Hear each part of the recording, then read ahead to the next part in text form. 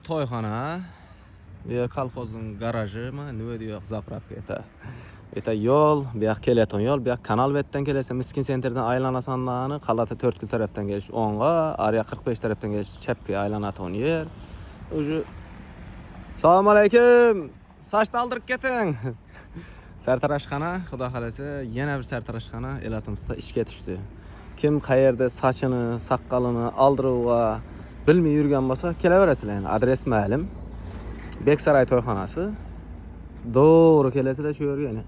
Shu xonada sartarashxona ochildi. Yana xudo xolasa, yana bir sartarashxonamiz ishga tushdi.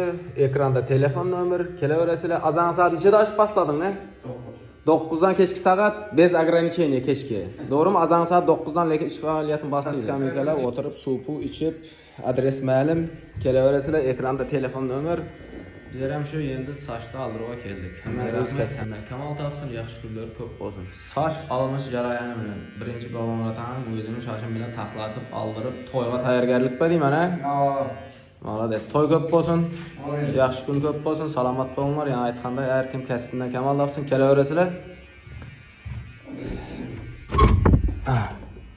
Yana to'yxona.